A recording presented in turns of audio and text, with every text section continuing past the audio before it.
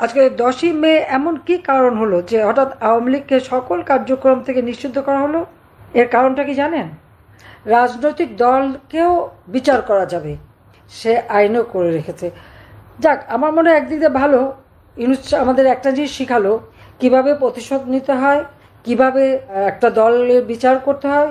আজকে যে আইন করে গেল, এই আইনে একদিন ওই ডক্টর ইউনূস আর উপদেষ্টা পরিষদ আর সমন্বয়ক যারা আজকে মানুষ খুন করেছে এবং কি যারা এই বিএনপি জামাতের যারা আমাদের নেতা কর্মী যেখানে যেখানে খুন করেছে, আজকে হয়তো আমরা বিচার চাইতে পারি না, কিন্তু একটা দিন আসবে সেই সময় এই সমস্ত জঙ্গির দল থেকে শুরু করে সবগুলির বিচার এই ট্রাইব্যুনালে করা যাবে। সেই সুযোগটাও সে করে দিল, আর আমরা সেই দিনের অপেক্ষায় আছি যে নিশ্চয়ই একদিন দিন আসবে, আর এর বিচার আমরা করে যারা আপন জন হারিয়েছেন, স্বজন হারা বেদনা দিয়ে বসে আছে, তাদের প্রতি ন্যায় বিচার আমরা দিতে পারব। 2024 সালের যে নির্বাচন, আমরা আইন করে নির্বাচন কমিশন গঠন করি। নির্বাচন যে হয়েছিল সেই নির্বাচনে কেউ কিন্তু একটা কথাও বলতে পারেনি। অত্যন্ত শান্তিপূর্ণভাবে সফলভাবে নির্বাচন অনুষ্ঠিত হয়, কিন্তু চক্রান্ত আমাদের পিছে ছাড়ে না।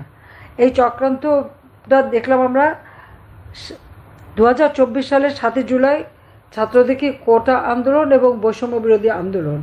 আসলে তখন কোনো কোটা ছিলই না, একটা মামলা হয়েছিল, যাক সেটাও সরকারের পক্ষ থেকে, কিন্তু আমরা সেই রায়টা, হাইকোর্টের রায়টা স্থগিত করে দিই এবং কোটা কিন্তু থাকে না। কিন্তু তারপর আন্দোলন চলতে থাকে, আমরা কথা বলে সমস্ত দাবি মেনে নেওয়ার পরেও দেখা গেল যে তারা এক দফা দাবি, কিন্তু 7 জুলাই থেকে 14 জুলাই পর্যন্ত ছাত্রছাত্রীরা যখন আন্দোলন করে, পুলিশ কিন্তু তাদের কিছুই বলেনি। কিন্তু 15 জুলাই থেকে আমরা দেখি পুলিশ ফাঁড়িতে আগুন দেওয়া, আক্রমণ করা, অস্ত্র লুট করা, পুলিশ হত্যা করা, এমনকি পুলিশের লাশ জ্বালিয়ে দেওয়া, একেবারে ফাঁড়ির মধ্যে পুলিশকে পুড়িয়ে দেওয়া, ঢাকা শহর থেকে শুরু করে 460টা থানা আক্রমণ এবং জ্বালাও পোড়া করা হয়। মেট্রো রেলে আগুন দেওয়া হয়, সেই সাথে ব্যাংক, হাসপাতাল, সেতু, সড়ক, সেতু ভবন, সড়ক ভবন, বিটিভি ভবন এবং দুর্যোগ ও ত্রাণ মন্ত্রণালয় ভবন, বিআরটিসি ভবন, আওয়ামী লীগ নেতা কর্মীদের উপর আক্রমণ, আওয়ামী লীগের সমস্ত অফিস, পার্টি অফিস, দলীয় অফিস, মুক্তিযুদ্ধ কমপ্লেক্স, সারা বাংলাদেশে জ্বালাও পোড়াও শুরু করে দেয়। এই একটা অবস্থার মধ্যে যখন 6 জন মারা গেল, আমরা কিন্তু সাথে সাথে জুডিশিয়াল এনকোয়ারি কমিটি করে দিলাম এবং সেই এনকোয়ারি কমিটি কাজও শুরু করলো। কিন্তু এই যে হত্যাকাণ্ডটা, এটাই কিন্তু অব্যাহত থাকলো এবং এই হত্যাকাণ্ডটা এমনভাবে ঘটছে যে সেখানে যে বুলেটটা ব্যবহার করা হলো 7.62 বুলেট, এই বুলেট তো আমাদের পুলিশ ব্যবহার করে না, তাই বুলেটটা কোত্থেকে আসলো? স্নাইপার রাইফেল দিয়ে যে গুলি করা হচ্ছে, এই গুলিগুলি কে করলো, কাদের হাতে অস্ত্র? এটা এনকোয়ারি করার জন্য যখন আমরা দিলাম, এর মধ্যেই 5ই আগস্ট আপনারা জানেন যে সেই সময় বঙ্গবন্ধু স্মৃতি জাদুঘর পোড়ানো হলো, সংসদ ভবন, গণভবন, সুধা সদন, রেহানার বাসা সবগুলি লুটপাট, অগ্নিসংযোগ, মানে এমনভাবে সেরা এই ধরনের ধ্বংসাত্মক কার্য শুরু করা হলো। তার উপর তো অত্যাচার নির্যাতন ছিলই। ওই অবস্থায় আমি সরে যেতে হলো আমাকে, এবং দেখা গেল যে আরও বেশি অত্যাচার নির্যাতন শুরু হলো। আওয়ামী লীগের নেতা কর্মীরা কারো একটা ঘরবাড়ি নাই, না হলে প্রায় 70-80 হাজার মানুষের বিরুদ্ধে মামলা, আর এজাহারভুক্ত আসামি তো আছেই, আবার অজ্ঞাতনামা, সব মিলে প্রায় 4-5 লাখ তো হবেই। আর যেভাবে আমাদের অফিস আদালত যা কিছু পুড়িয়েছে, তাও প্রায় 1 কোটি স্থাপনা সারা বাংলাদেশে পোড়ানো জ্বালানো হয়েছে। একের পর এক মানে সম্পদ ধ্বংস, ইন্ডাস্ট্রিগুলি বন্ধ, অনেক ইন্ডাস্ট্রিতে আগুন দেওয়া হয়েছে এবং ইন্ডাস্ট্রি বন্ধ হয়ে গেছে। শ্রমিকরা প্রায় লাখখানেক শ্রমিক কিন্তু বেকার হয়ে গেছে, মানুষের আয় কমে গেছে, মানুষের হাতে। আর সবচেয়ে জিনিস যেটা আমাদের কাছে অবাক লাগে, যে প্রকাশ্য দিবালোকে চাপাতি, চাইনিজ কুড়া, লাঠি, সোটা, আগ্নেয়াস্ত্র সব নিয়ে আক্রমণ করা। তারা ছাত্র সমন্বয়ক, তাদের সব শক্তি, এদের সাথে ছাত্র এবং তাদের সাথে আর কারা আছে সেটাই বড় কথা। এবং এই যে হত্যাকাণ্ডগুলি ঘটিয়েছে বা যেভাবে আক্রমণ করেছে, কিন্তু মামলা দিয়েছে কার বিরুদ্ধে? সব আওয়ামী লীগের বিরুদ্ধে। ওই 15 জুলাই থেকে যত হত্যাকাণ্ড, অগ্নিসন্ত্রাস, জ্বালাও পোড়াও, ঘটনাগুলি ঘটেছে, যারা ঘটিয়েছে তাদের দায় মুক্তি দেওয়া হলো, তাদের ইন্ডেমনিটি দেওয়া হলো। এদের বিরুদ্ধে কোনো মামলা করা যাবে না, এদের কোনো শাস্তি দেওয়া যাবে না, কোনো ব্যবস্থা নেওয়া যাবে না। কেন?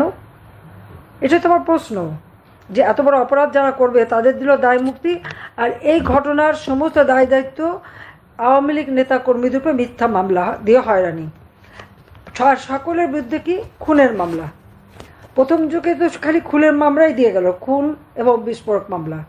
আর অজ্ঞাতনামার এই সুযোগ ধরে চাঁদাবাজি এমন হারে, আর কারো বাড়িতে ঘর বাড়ি সব কিছু জ্বালিয়ে পুড়ে ছাড়খাড় করা। যেখানে আইন শৃঙ্খলা রক্ষাকারী সংস্থা আছে, সেনাবাহিনী আছে, তাদের সামনেই এই চাপাতি নিয়ে ইনি ঘুরে বেড়াচ্ছে।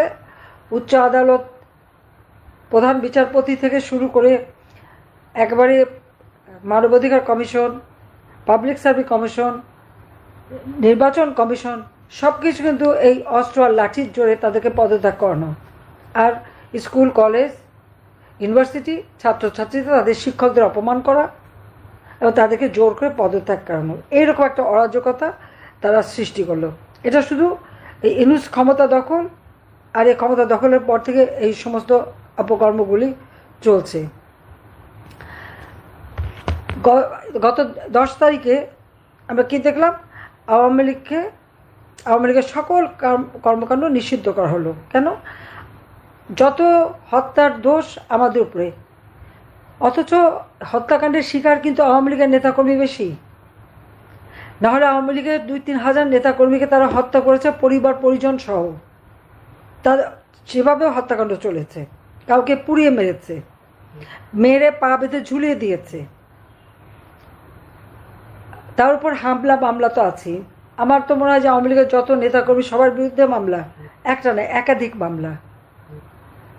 এই মামলা শুধু আওয়ামী লীগের নেতাকর্মীর উপরে না, সাংবাদিকদের উপর মামলা, পুলিশ তো আছেই, এমনকি সেনাবাহিনীর উচ্চপদস্থ কর্মচারী বা যারা উচ্চপদস্থ অফিসার, অবসরপ্রাপ্ত বা কর্মরত কেউ বাদ দেয়নি, তাদের উপরে এরকম মামলা, তাদের পাসপোর্ট নিয়ে যাওয়া, তাদের উপরে জুলুম অত্যাচার। কোনো শ্রেণী পেশার লোকই বাদ যায়নি। সংখ্যালঘু সম্প্রদায়, হিন্দু, বৌদ্ধ, খ্রিস্টান, কোনো সম্প্রদায় কিন্তু বাদ যায়নি। তাদের ধর্মীয় প্রতিষ্ঠানগুলি ধ্বংস করা, তাদের উপরে আক্রমণ, বাড়ি বাড়ি যাওয়া, লুটপাট করা, এবং হিন্দু বাড়িগুলিতে যেহেতু লুটপাট, মেয়েদের উপরে পাশবিক অত্যাচার, এবং শিশু নারী প্রতিদিনই ধর্ষিত হচ্ছে। কোনো নালিশ করতে পারবে না, মামলা করতে পারবে না, বিচার চাইতে পারবে না। এই অবস্থা চরমভাবে চলছে। এর দায় দায়িত্ব কার? কই আওয়ামী লীগের আমলে তো এরকম ছিল না। আমরা তো আইন শৃঙ্খলা নিয়ন্ত্রণে রেখেছি, মানুষের জীবনের শান্তি নিরাপত্তা দিয়েছি। তা আমাদের অপরাধটা কী ছিল? আজকে চক্রান্ত করে, ষড়যন্ত্র করে, অস্ত্রধারীদের দ্বারা, সন্ত্রাসীর দ্বারা এবং জঙ্গিদের দ্বারা এই ডক্টর ইউনূস ক্ষমতা দখল করেছে।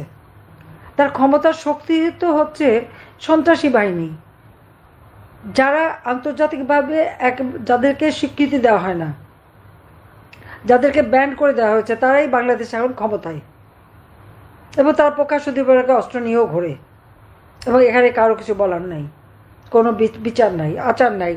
এরকম একটা অবস্থার মধ্যে দেশ চলে যাচ্ছে।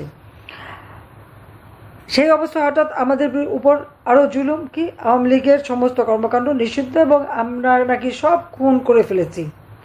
যখন কোনো মানুষকে ক্ষতি করে, যখন মানুষকে যারা হত্যা করবে, তাদের বিরুদ্ধে আইন শৃঙ্খলা রক্ষাকারী সংস্থা অবশ্যই ব্যবস্থা নেবে, এবং তাদের নিজেদের নিরাপত্তারও ব্যাপার। পুলিশকে যখন পিটিয়ে পিটিয়ে হত্যা করে, তখন পুলিশ কি অন্য পুলিশ কি তাদেরকে বাঁচাতে যাবে না? তো সেটা হলো অপরাধ। কিন্তু যাকে মারা হলো, যে ভিকটিম, তার কোনো বিচার সে পাবে না, তার কিছু করার নাই।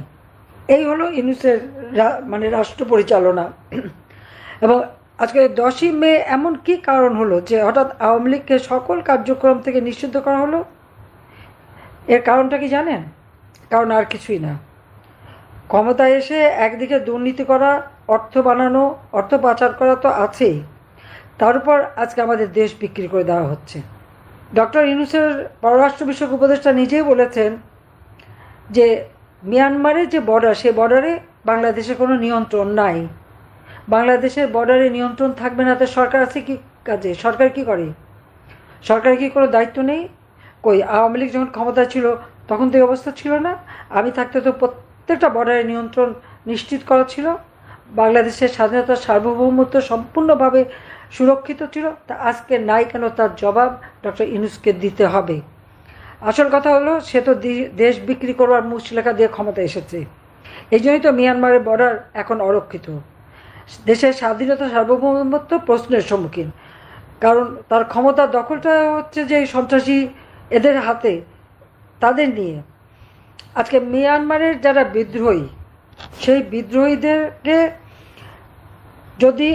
যদি জান্তা সরকার, মিয়ানমারের যে সরকার আছে, তারা যদি এই বিদ্রোহীদের উপরে আক্রমণ চালায়, এদেরকে যে আমাদের বর্ডারে জায়গা দিচ্ছে, তার পরিণতি কি হতে পারে সেটা একবার চিন্তা করেন। মিয়ানমার সরকার যদি এর উপরে আক্রমণ করে, যদি এয়ার অ্যাটাক করে বা মর্টার শেল মারে, সেগুলি কোথায় এসে পড়বে? শুধু কি তাদের উপরে পড়বে? সেটা তো বাংলাদেশের মাটিতেও পড়বে। ইউনূসকে ঠেকাতে পারবে? কীভাবে ঠেকাবে সেটা আমার প্রশ্ন। অর্থাৎ বাংলাদেশের মানুষকে বা দেশটাকেই সে মনে হয় যেন তার একটা রণক্ষেত্র বানিয়ে রেখেছে। যত শক্তি প্রয়োগ করছে সাধারণ মানুষের উপর আর আওয়ামী লীগ নেতাকর্মীর উপর।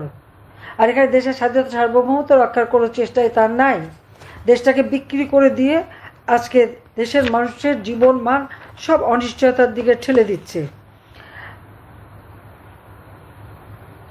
আমরা দেখেছি যে একদিন বিএনপি লুটপাট করেছে, দখল করেছে, আগুন দিয়েছে। এখন আবার তাদের সাথে জুটেছে এনসিপি, তারাও এখন দখল লুটপাট শুরু করে দিয়েছে। আর 15 জুলাই থেকে যারা এই হত্যাকাণ্ড ঘটেছে সব দায় মুক্তি দিয়ে তাদেরকে লালন পালন করছে। তার মানে সাধারণত একটা রাষ্ট্রে মানুষের জীবনে শান্তি নিরাপত্তা দিতে হলে দুষ্টের দমন শিষ্টের পালন করতে হয়।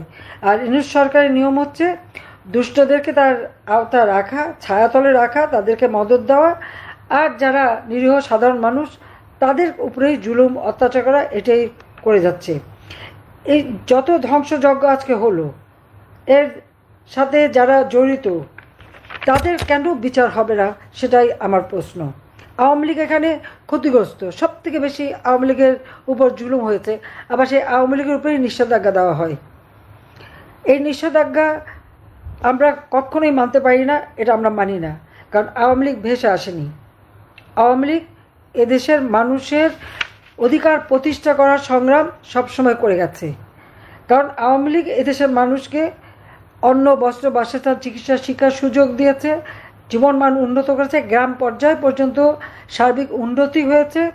বিশ্বে আমার দেশের মানুষ তারা যেন একটা মর্যাদা নিয়ে চলতে পারে, সেই ব্যবস্থাটা আমরা করেছি। ইউনূস সাহেব ক্ষমতায় আসার পর উনি নিজে কি পেয়েছেন আর দেশের মানুষকে কি দিয়েছে, সেটাই আমাদের প্রশ্ন। তিনি কি পেয়েছেন আপনারা দেখেন। এক তো সে শ্রমিকদের অর্থ আত্মসাৎ করেছে, তার নিজের কোম্পানির শ্রমিক। নিয়ম আছে প্রত্যেক কোম্পানি তার প্রফিটের 5% শ্রমিক কল্যাণ ফান্ডে জমা দেবে। ইউনূস কোনোদিন তা জমা দেয়নি। শ্রমিকরা যখন দাবি করলো, তাদের অনেককে চাকরি থেকে বের করে দিল, তারা মামলা করলো। আর সেই মামলায় সাজাপ্রাপ্ত আসামি, শ্রমিক আদালতে সাজাপ্রাপ্ত আসামি হচ্ছে ইউনূস, ডক্টর ইউনূস। তিনি কিন্তু শ্রমিকদের অর্থ আত্মসাৎ করে সাজাপ্রাপ্ত আসামি। দুর্ভাগ্য বাংলাদেশের যে সাজাপ্রাপ্ত আসামি আজকে ক্ষমতার শিখরে বসে আছে, তাও অস্ত্রধারী সন্ত্রাসীদের দ্বারা।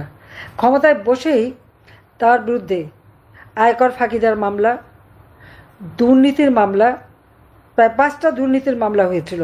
গ্রামীণ ব্যাংকের পয়সা আত্মসাৎ, গ্রামীণ টেলিকমিউনিকেশনের টাকা আত্মসাৎ, এই সমস্ত আত্মসাৎ, মানি লন্ডারিং, সব কিছু অডিট রিপোর্ট এবং তদন্তে বেরিয়ে এসেছে এবং তার বিরুদ্ধে মামলা করা হয়েছে।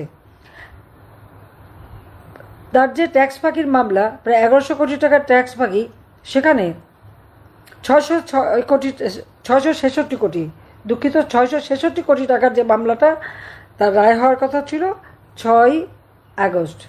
এই জন্য 5ই আগস্টে এমন একটা পরিবেশ সৃষ্টি করলো যেন ওই রায় আর দিতে না পারি। আর ক্ষমতা এসে সব মামলা প্রত্যাহার করে নিল। যে মামলা রায় দিতে তখন অপেক্ষাবান, সে মামলা কিভাবে সে প্রত্যাহার করে? এটা সম্পূর্ণ একটা অনিয়মের মধ্য দিয়ে সমস্ত মামলা সে প্রত্যাহার করে নিয়েছে। কিন্তু যতই প্রত্যাহার করুক, শেষে শ্রম আদালতে সাজাপ্রাপ্ত আসামি, এটা তো আর কোনদিন মুছে যাবে না। এটা কিন্তু মানুষ চিরদিন মনে রাখবে, শ্রমিক শ্রেণীও মনে রাখবে। কারণ আজকে তার কারণে লক্ষ লক্ষ শ্রমিক আজকে চাকরি হারা। মহিলা শ্রমিকরা গার্মেন্টস বন্ধ হয়ে গেছে, তারা বাড়ি ফিরে গেছে খালি হাতে, তাদের চোখের পানিতে তার জীবন কাটে। এই অবস্থা সে সৃষ্টি করেছে। কিন্তু নিজে কি পেয়েছেন? ক্ষমতায় এসেই তিনি ম্যান পাওয়ারের ব্যবসা নিয়ে নিয়েছেন। এই বয়সে এত ব্যবসা দিয়ে যাবে কোথায়, খাবে কি? আমার সেটাই প্রশ্ন। ম্যান পাওয়ারের ব্যবসা জনশক্তি রপ্তানি করবে। ডিজিটাল ওয়ালেট গ্রামীণ টেলিকমের অধীনে তিনি চালু করেছেন টাকা লেনদেনের ব্যবসা। যেমন বিকাশ নগদ আছে, ঠিক সেইভাবে সেও সেই ব্যবসা করবে। তাছাড়া বিশ্ববিদ্যালয় প্রতিষ্ঠা, সেটাও তার একটা ব্যবসা। হাসপাতাল প্রতিষ্ঠা, সেটাও একটা ব্যবসা। গ্রামীণ ব্যাংকের শেয়ার, গ্রামীণ ব্যাংকটা সরকারি টাকায় করা। আমি নিজে গ্রামীণ ব্যাংকে 400 কোটি টাকা দিয়ে এই ব্যাংকটা শক্তিশালী করে দিয়েছিলাম। এটা পাবলিক প্রপার্টি, জনগণের অধিকার। এখানে 25% হয়েছে সরকারের, সে সেই ভাগটা অংশটাও কেড়ে নিয়ে গেছে। মাত্র 5% আছে, বাকি সবটা সে আত্মসাৎ করেছে। এবং এইভাবেই গ্রামীণ ব্যাংকটাকেও সে গ্রাস করে ফেলেছে। গ্রামীণ ব্যাংকের সম্পত্তি, সেখানেও সে প্রায় 11,000 স্কোয়ার ফিটের একটা ফ্লোর বিনা পয়সা নিয়ে নিয়েছে।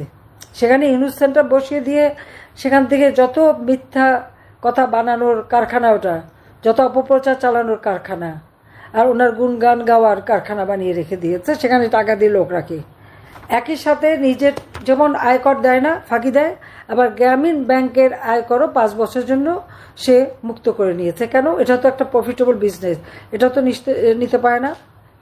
ইউনুস আসলে এই যে ছাত্র শিক্ষক এদেরকে নিয়ে, যাদেরকে বিশেষ করে তার যে ভারতের বাহিনী আছে, অস্ত্রধারী সন্ত্রাসী জঙ্গি সমন্বয়ক এবং সমস্ত জঙ্গি সংগঠন, তাদেরকে নিয়ে যে আন্দোলন, এই আন্দোলনটা হচ্ছে দৃষ্টি ফেরানোর জন্য। কারণ সে তো দেশটা বিক্রি করে দিচ্ছে, দেশটা বিক্রি করে দেবে, সেই জন্যই সে আওয়ামী লীগ নিষিদ্ধ করার আন্দোলন করাচ্ছে। যেখানে আন্দোলন চললে পরে আমাদের যখন ছাত্র শিক্ষক ওলামা মাশায়েখ সুফিবাদী যারা আন্দোলন করেছে, মাদ্রাসার শিক্ষক শ্রমিক যে যখন আন্দোলন করেছে, তাদের উপর দমন পীড়ন, সাউন্ড গ্রেনেড, গুলি, লাঠিচার্জ এগুলি করেছে। ছোট্ট শিশু কোলে শিক্ষয়িত্রী মাকে গরম পানি মারা হলো। আর এদিকে ডক্টর ইউনূসের ফরমাইশি আন্দোলনে রাস্তায় যারা অংশগ্রহণ করলো, তাদের গরম যাতে না লাগে, তাদের জন্য রোদে কষ্ট না হয়, সেই জন্য ঠান্ডা পানির ঝর্ণা দিয়ে তাদের গরম তাড়ানো হলো। আল্লাহটা কত বেশি আপনারা একবার ভেবে দেখেন তো, যে তাদের আরামের ব্যবস্থা করা হলো। কারণ তারা আওয়ামী লীগ নিষিদ্ধ করার আন্দোলন করছে, এটা তো ইউনূসেরই তৈরি করা এবং তার ফরমাইশি আন্দোলন এটা। এবং সেই আন্দোলনকে সামনে রেখে সে আওয়ামী লীগের বিরুদ্ধে ব্যবস্থা নিল। একটা কথা তার ভুলে গেলে চলবে না, আওয়ামী লীগ জনগণের ভোটে নির্বাচিত সরকার গঠন করেছে। আমরা এখনো জনগণের ভোটে নির্বাচিত। এবং আওয়ামী লীগ প্রতিষ্ঠা হয়েছে 1948 সালে। এই 48 সাল থেকে এ পর্যন্ত আওয়ামী লীগ জনস্বার্থে কাজ করেছে। আজকে বাংলাদেশের যত অর্জন শুধুমাত্র তা আওয়ামী লীগই দিয়েছে। আওয়ামী লীগ এখানে নিজেদের স্বার্থে কাজ করেনি, জনগণের স্বার্থে, জনগণের কল্যাণে আমরা কাজ করেছি। প্রকল্পগুলি একে একে সব বন্ধ, টাকাগুলি গেল কোথায়? 7,97,000 কোটি টাকার বাজেট আমি দিয়ে আসলাম 30শে জুলাই, 1 জুলাই থেকে সেই বাজেট কার্যকর। তো এই টাকাগুলি কি করলো সেটাও তো আমার প্রশ্ন। সবই লুটি খাওয়া। এবং আপনারা দেখেন তার ওই উপদেষ্টা সমন্বয়ক রাতারাতি সব কেমন শত শত কোটি টাকার মালিক হয়ে গেল। কোত্থেকে আসলো এত সম্পদ? আজকে আমরা এটি বলবো যে দেশে তো আইনের শাসন বলে কিছু নাই। যুদ্ধ অপরাধীদের বিচারের জন্য জাতীয় সংসদে যে আইন পাশ হয়েছিল 1973 সালে, সেই ট্রাইব্যুনাল ছিল যুদ্ধ অপরাধীদের বিচারের জন্য। আজকে সেই ট্রাইব্যুনাল সংশোধন করেছে কেন? আওয়ামী লীগের বিচার করবে, আমাদের বিচার করবে, আমাদের সব মামলা, যত মিথ্যা খুনের মামলা, সেগুলি সাজিয়ে গুছিয়ে এই সাজাতে সময়ই লাগলো তাদের, এখন সেগুলি দিয়ে তারা বিচার করবে। যেটা যুদ্ধ অপরাধীদের বিচারের জন্য, সেটা তারা কিভাবে সংশোধন করে? সংসদে পাশ করা আইন সংশোধন করতে হলে সেটা তো সংসদেই পাশ করাতে হবে, তারপরে সেটা কার্যকর হবে। আর যে আইনের সাথে মানুষের জীবন মরণ প্রশ্ন রয়েছে, সে আইন কখনো এভাবে অবৈধভাবে ক্ষমতা দখলকারী, যার কোনো জনগণের ম্যান্ডেট নাই, কারণ ইউনূস জনগণের ম্যান্ডেটে ক্ষমতা আসেনি। ইউনূস যে পদে বসে আছে, এই পদ সংবিধানের কোনো জায়গায় তার স্বীকৃতি নাই। সন্ত্রাসের মাধ্যমে চক্রান্ত করে সেই ক্ষমতা সে দখল করেছে, এটা তো সে নিজে স্বীকার করেছে। বিল ক্লিন্টন ফাউন্ডেশনের অনুষ্ঠানে যে সে বলেছে যে এই আন্দোলনের কোনো নেতা ছিল না, এই আন্দোলন তার মেটিকুলাস ডিজাইনের ফল। সেভাবে সে শেখ হাসিনাকে রিমুভ করেছে এবং সে ক্ষমতায় বসেছে। কি চমৎকার কথা, ক্ষমতাকে দখল করে নিয়েছে, দখলটা ভালোই বোঝে। সেইখানে সে বসে এই সংসদে পাশ করা আইন, জনপ্রতিনিধি দ্বারা পাশ করা আইন কীভাবে সে সংশোধন করে, এবং সেখানে আবার মানে একটা ট্রাইব্যুনাল আর একটা ট্রাইব্যুনালও বসিয়ে দিচ্ছে, এবং রাজনৈতিক দলকেও বিচার করা যাবে সে আইনও করে রেখেছে। যাক, আমার মনে হয় একদিক দিয়ে ভালো, ইউনূস আমাদের একটা জিনিস শিখালো, কিভাবে প্রতিশোধ নিতে হয়, কিভাবে একটা দলের বিচার করতে হয়, কিভাবে বিচার করতে হবে, সেগুলি ভালোভাবেই সে বোঝাচ্ছে। এই ট্রাইব্যুনাল আইন নির্বাহী ক্ষমতা বলে সে করেছে। আজকে হয়তো আমাদের বিচার করবে, দিন একভাবে যাবে না, কারণ এই তার যে ষড়যন্ত্র, আজকে ষড়যন্ত্র শুধু এখানে না, জাতির কাছে আজকে উন্মোচিত হয়ে গেছে। তার যে দুর্নীতি আর ক্ষমতা এসে আগে যে নিজের স্বার্থটা দেখা, এটা কিন্তু আজকে জাতীয় আন্তর্জাতিকভাবে প্রকাশিত হয়ে গেছে। কাজে এই অবস্থা থেকে বাংলাদেশের মানুষকে মুক্তি দিতে হবে, তার জন্য সকলকে এক হতে হবে, যাতে করে বাংলাদেশের মানুষের জীবনে আবার আমরা শান্তি নিরাপত্তা আনতে পারি, বাংলাদেশের মানুষের জীবন আবার উন্নত করতে পারি, আর্থসামাজিক উন্নতি করতে পারি। সেদিকে লক্ষ্য রেখে আমাদের কাজ করতে হবে, এটাই আমার আহ্বান। যা কিছু আছে তাই নিয়ে এখনই প্রস্তুত হয়ে জনগণকে সাথে নিয়ে জনগণের কল্যাণে এই সরকার হটানোর জন্য যা যা করা দরকার সবাইকে করার জন্য আহ্বান জানাচ্ছি। ইনশাল্লাহ জনতার জয় হবেই হবে। সবাইকে ধন্যবাদ। জয় বাংলা, জয় বঙ্গবন্ধু, বাংলাদেশ চিরজীবী হোক।